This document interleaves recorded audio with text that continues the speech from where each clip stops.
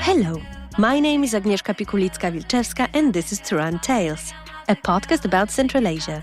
It delves into stories of people, politics, social change and more, and is part of my newsletter which you can support on Substack.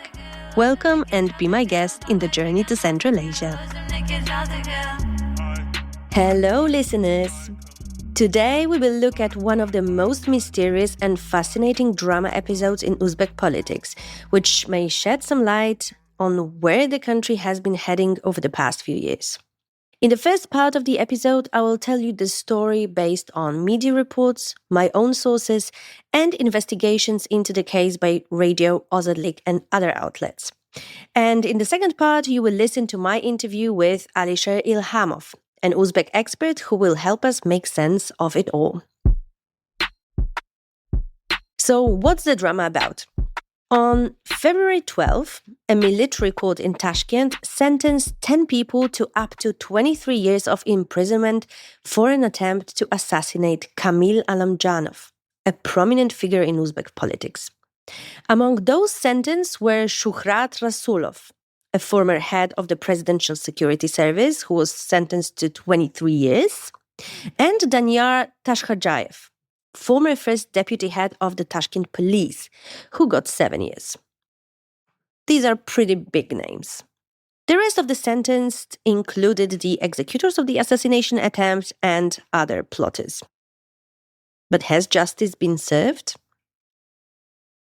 Let's start from the beginning. Komil Allamjanov did not notice anything unusual that day. He had just quit from his position at the presidential office to go back to business. He craved a more relaxed life away from politics, in which he has been involved on and off in different capacities ever since Mirziyoyev became president in 2016. It was late October, a day before Uzbekistan's parliamentary elections, and Allamjanov finished work around midnight. But he did not go straight home. Instead, before going to bed, he decided to indulge in a late-night spa session.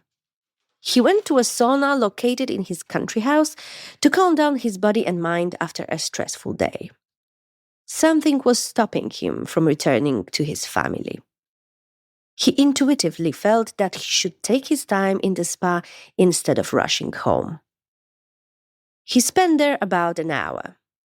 In the meantime, it started to rain. And this might have saved his life.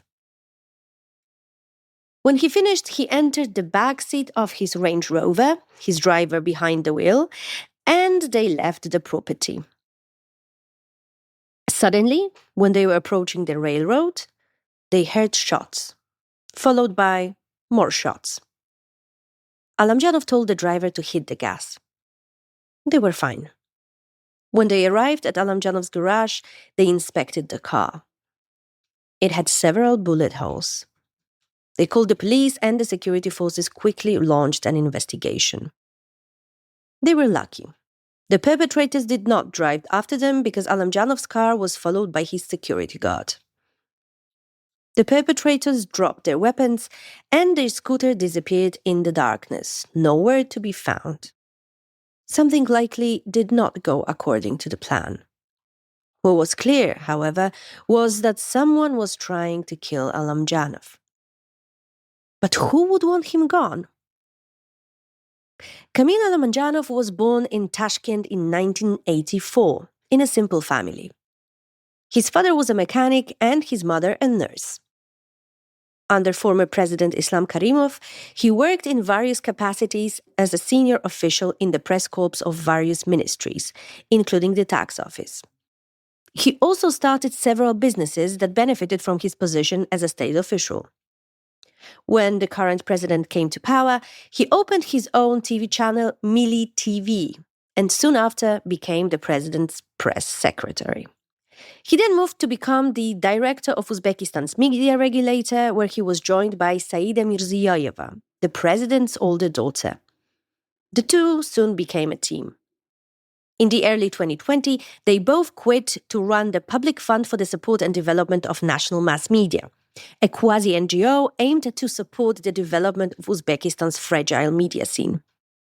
In 2022, they returned to the presidential administration. Ever since Mirziyoyev came to power, Allamjanov was the young face of the administration, the symbol of openness, freedom of speech, and free media in a country well known for its full control over journalism.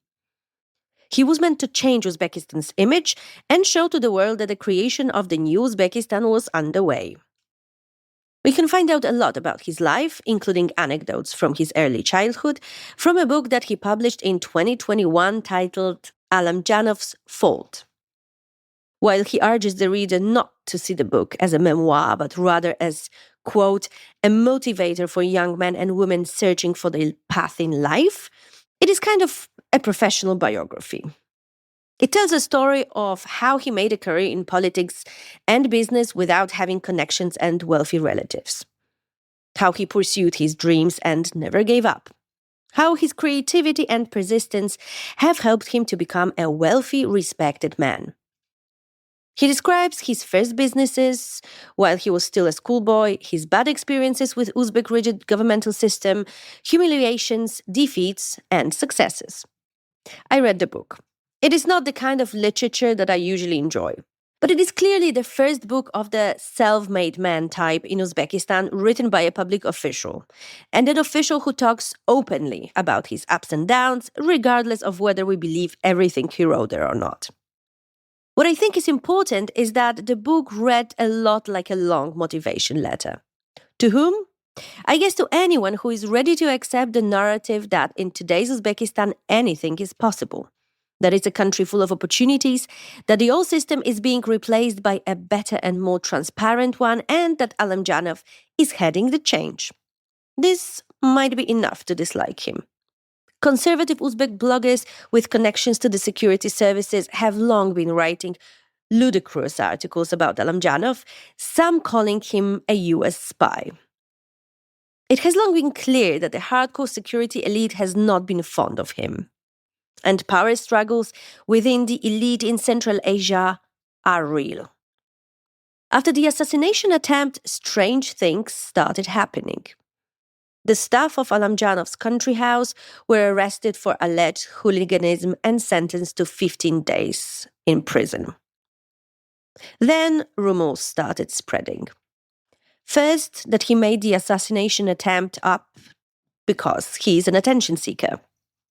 Then, that the person behind the plot was Atabek Tursunov, the husband of Saida Mirziyoyeva, who allegedly wanted to kill Allamjanov out of jealousy.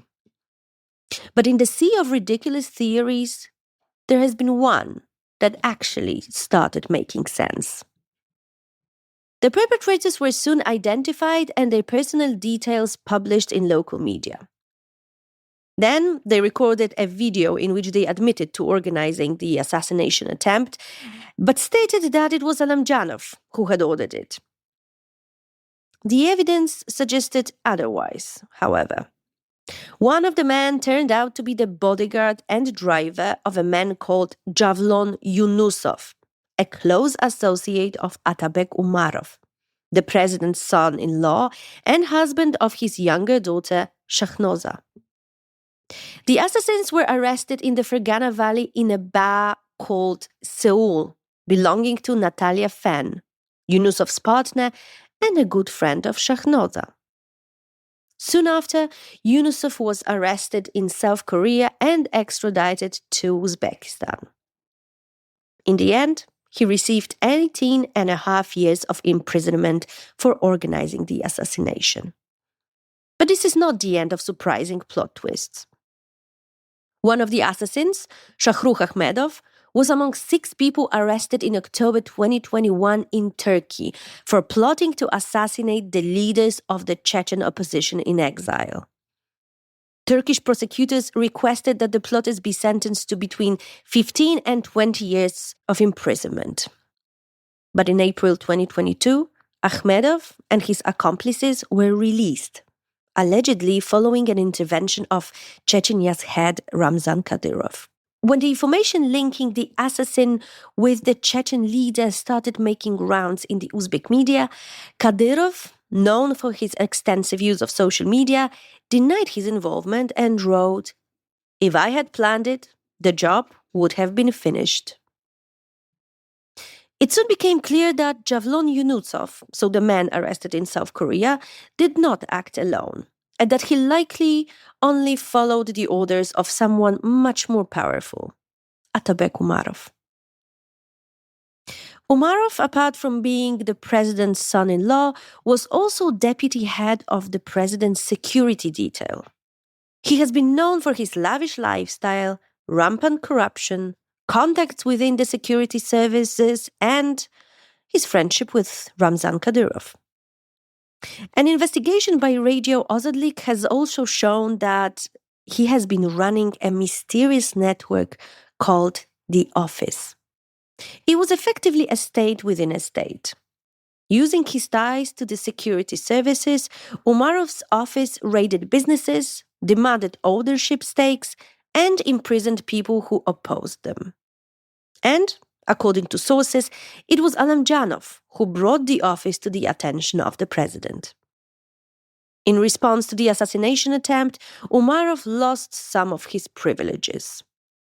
He is no longer the deputy head of the president's security detail. But while many of his close associates received lengthy prison sentences, he has not faced any charges. What is clear, however, is that a struggle for power within the Uzbek elite has been underway, and that it is getting increasingly dirty. It is also not without influence from abroad. To understand the ins and outs of the case, I spoke to an expert who will shed some more light on the drama. Welcome to Tehran Talks.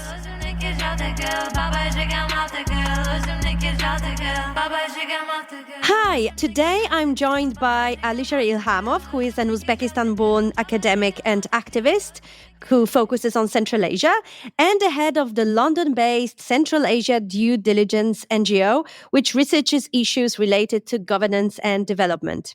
Alisher is also the author of a number of academic and analytical articles about Uzbekistan, and he is regarded as one of the best experts in Uzbekistan's political system. So welcome, Alisher. Thank you so much for joining me today. Thank you for the invitation. We'll be happy to join this conversation. Let's start from the very beginning. So I want to talk about the main protagonist of the drama that my listeners have just heard a summary of. So first of them, Komil Allamjanov, and the second one, Atabek Umarov. What can we say about the two men? No, they actually belong to two different groupings, factions, contesting for the better positions to acquire the power after Mirziyoyev. The question is clear when this change of power may take place.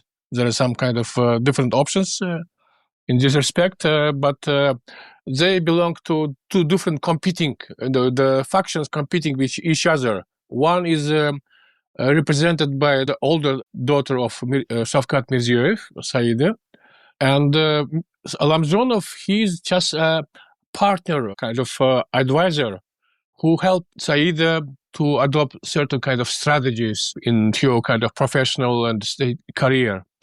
Another faction represented by a younger daughter and her husband, Atabek Umarov. And in this case, the more proactive role has been played by Atabek rather than by the daughter. So this kind of competition between the two factions developed to such a state when one of these parties decided to act more aggressively, even kind of the plot, the assassination of one of the members of another kind of opposing faction, namely the Allamjanov. The questions why they decided to assassinate it is a big question. There are different kind of theories and which explain the motivation behind this action. One theory actually was, most of them actually was already being articulated by the Ozadlik because they conducting investigation and already posted and published a number of reports and video reports on the results of this investigation into this issue. And more broadly about the situation in Uzbekistan and the corrupt practices and the role of presidential family in this respect. So this theory kind of suggests that Allamjanov was well aware of what is going around the opposing faction, and namely the fact that Atabek Umarov acquiring more and more kind of the resources in different spheres, including the business sphere, where he is himself acquiring control of significant business and financial resources and assets. Another area where he established strong contacts and relationship with representative of the law enforcement. Also, not the least from the kind of significant point of view is his ties with some even criminal networks, which is proven by the fact that one of these members of this criminal network was directly involved in this attempt to assassinate Allamjanov.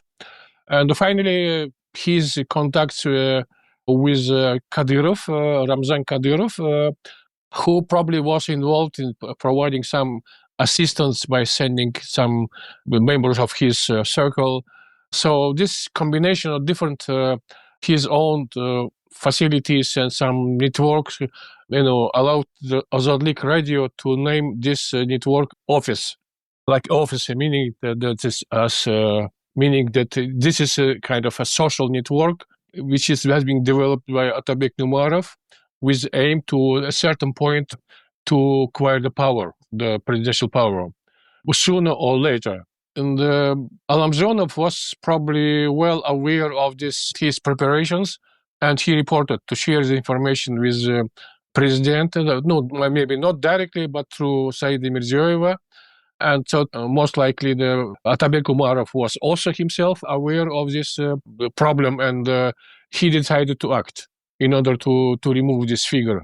And also the fact that before the attempt to assassinate Allamjanov, he decided to leave. He was employed and occupied position in the presidential office, but suddenly he decided to leave, probably under the pressure from this kind of competing faction by Atabek Umarov, who occupied significant position also not only kind of having these ties with different spheres across Uzbekistan, but also he was himself the deputy head of the security service responsible for defending the president himself.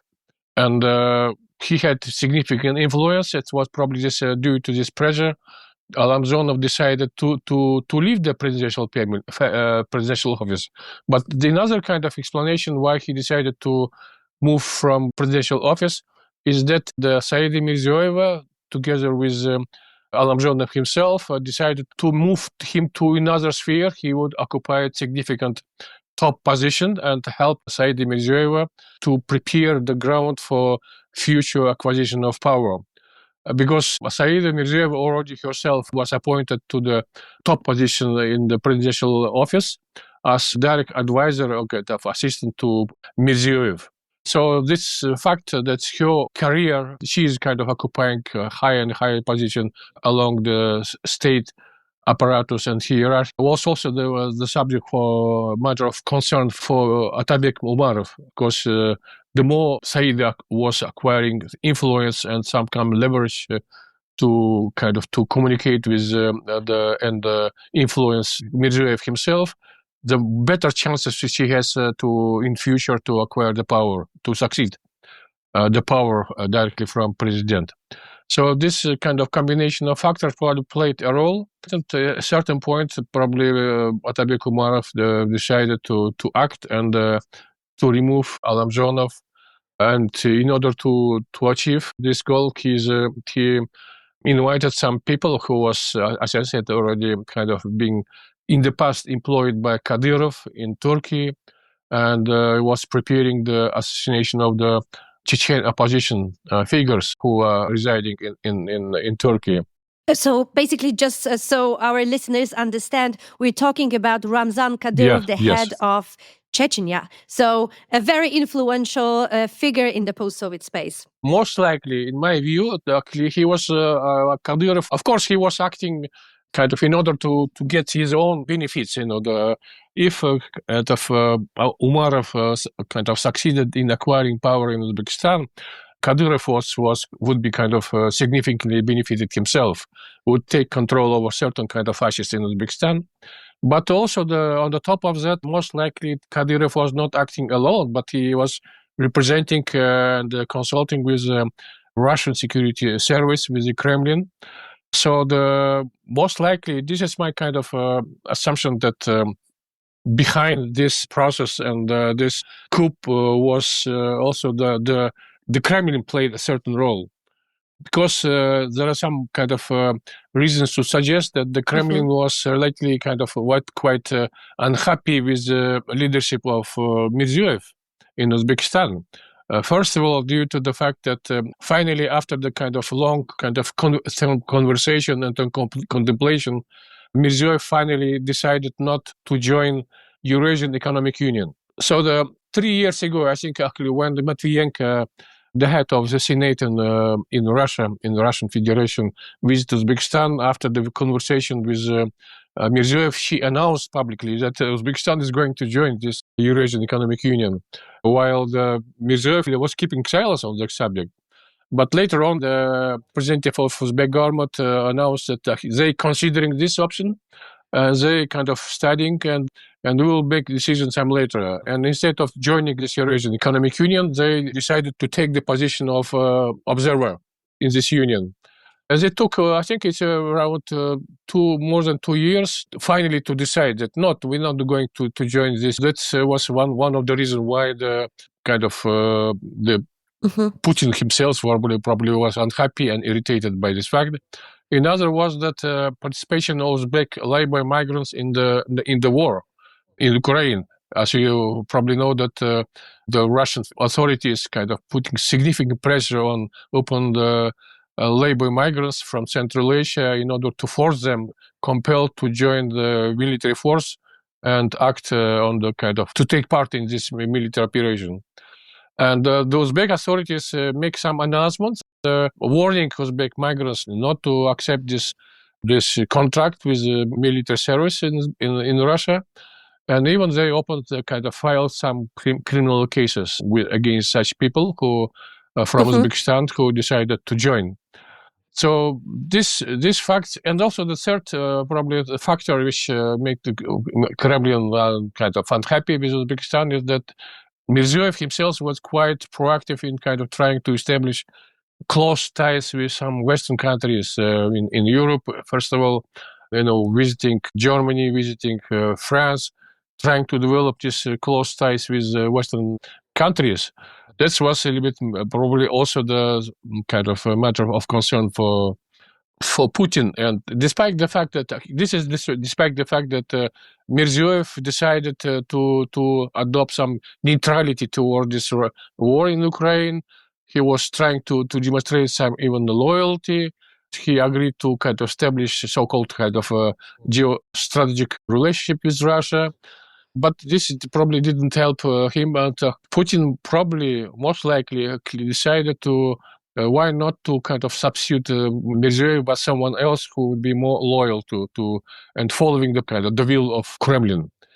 So they probably considered Atabek as a kind of quite appropriate figure, given his ties with Kadyrov, given his kind of the lack of experience and contacts with the Western countries, while the Saidi Mirziyoyev, kind of in contrary, she was quite proactive in kind of following this the course of Mirziyoyev, establishing contacts with the Western countries, trying to sponsor some events which took place in the Western countries, especially in Europe.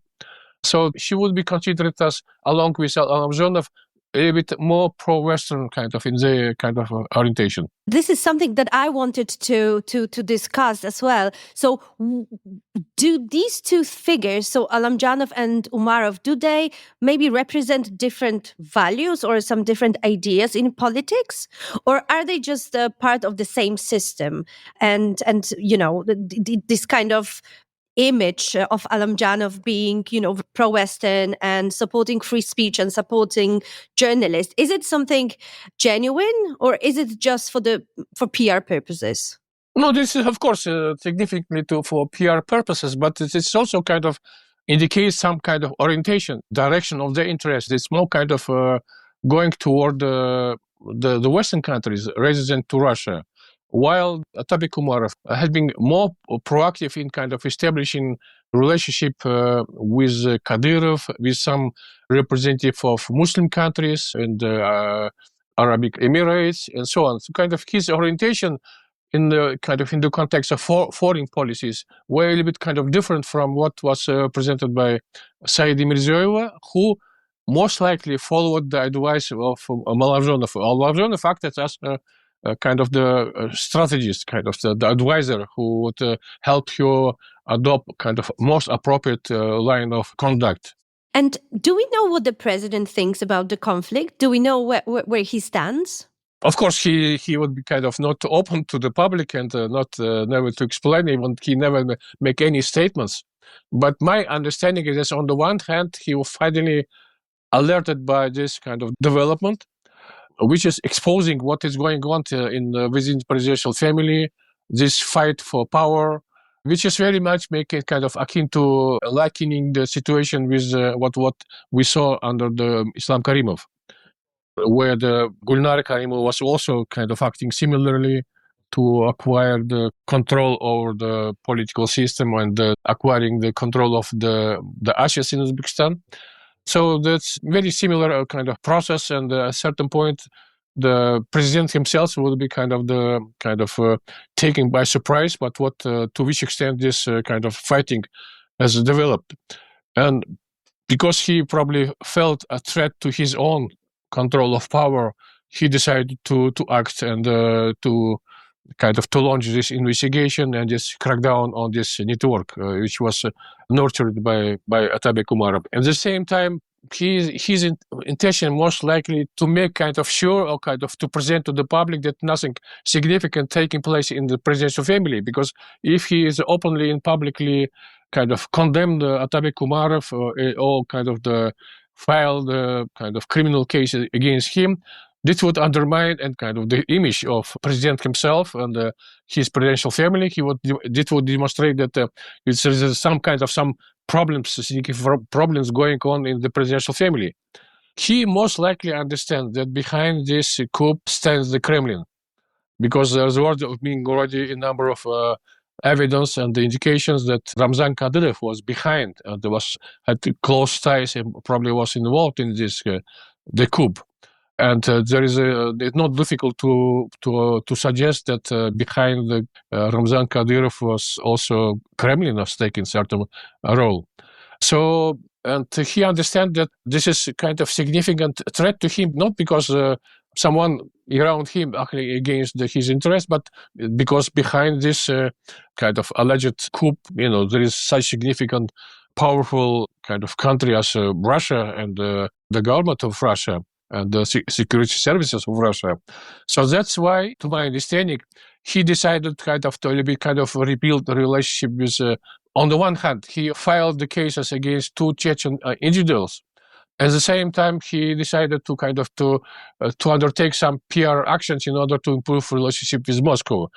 And first of all, right after opening this case, he sent the delegation of pop stars from Uzbekistan to Russia for certain to demonstrate his loyalty, his friendship with Russia, to rebuild relationship with Moscow. And most recently, the Uzbekistan was visited by Minister of Defense, and Uzbekistan signed agreement with cooperation with Minister of Defense. A very surprising act. This is probably the for Mirziyoyev was also another kind of reason to demonstrate to Moscow that we are not against you. We are not only keeping neutrality regarding the war in Ukraine, but we also even quite loyal to you. Actually, we're supporting you, and we even ready to cooperate in the field of military services.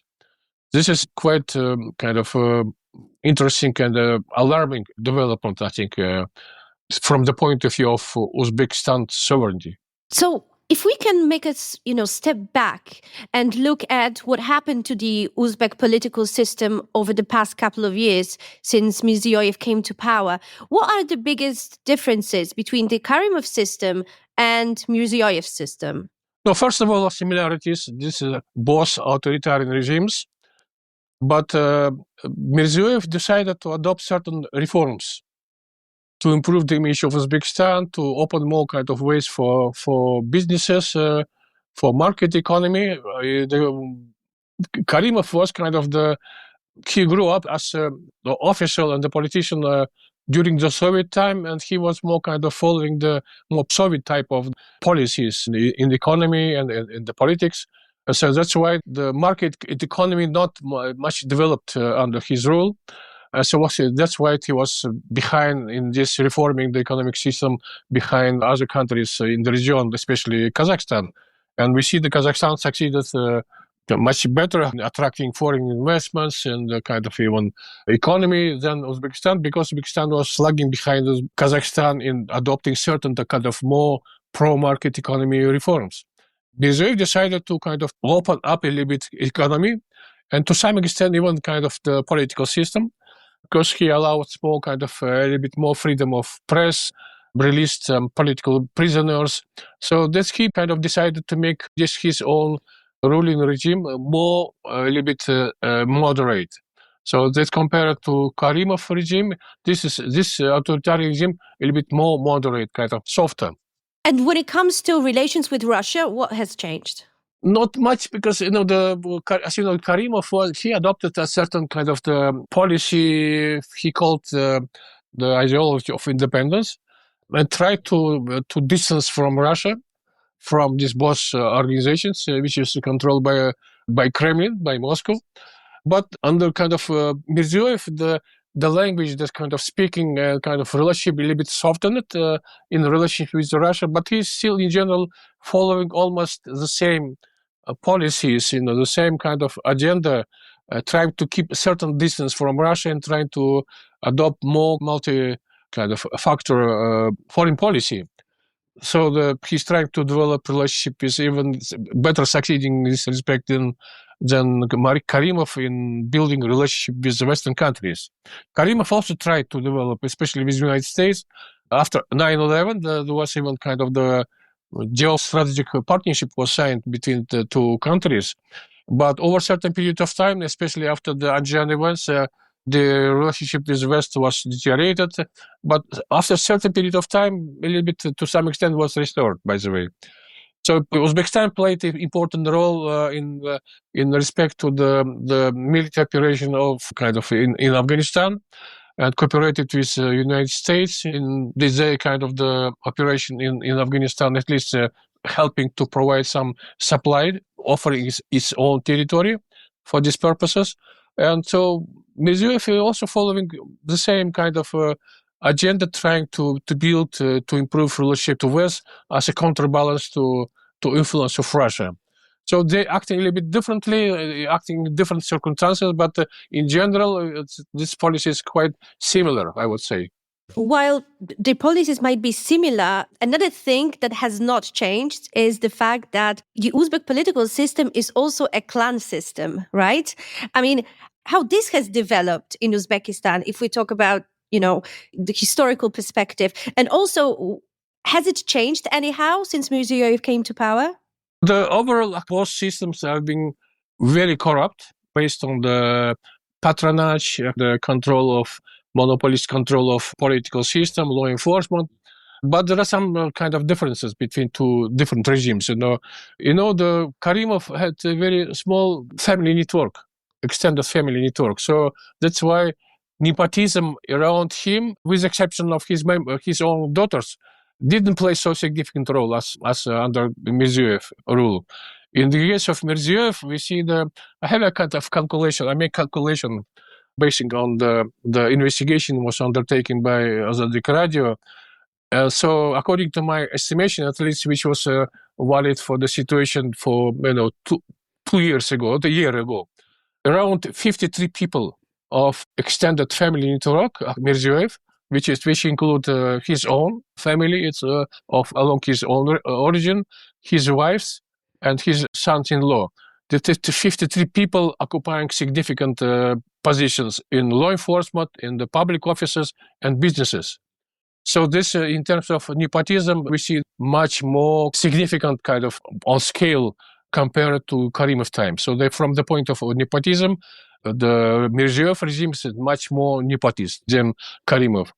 But at the same time, if you look at the corrupt practices, this corrupt practice became less extreme than under Mirziyoyev, not in terms of the scale, but in terms of the, for instance, using such corrupt practice as extortion of bribes. Under Karimov rule, actually, we witnessed extortion of bribes by the Gulnara Karimova by kind of hundreds of millions of dollars, especially in the telecom industry. According to my own calculations, only in telecom industry, she extorted more than $1 billion US. It should be more kind of accurate, actually, 1,200 million US dollars, which now currently residing this money frozen, residing in a number of countries in Europe, especially. While in the current regime, we don't see such a kind of practices of extortion of bribes, but other aspects of corruption are still kind of significant. The favoritism, friend-seeking, and so on. Actually, it's more not less developing and established than in the Karimov under Karimov regime.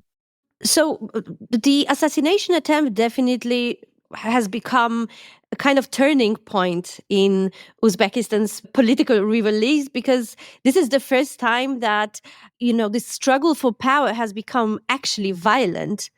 We remember that, not that long ago in 2014, Gulnara Karimova was arrested by her own father and she was removed from all the positions that she was holding. Do you think that something similar is coming for Atabek Umarov if he continues to act the way he's been acting? To some extent, yes, because in the case of Gulnara, she was kind of trying to succeeding in different spheres, which is quite contradicting to each other. On the one hand, taking control of financial business assets in the country, and also having some ambitions in the political sphere. At the same time, she acted kind of quite, frivolity in Russian.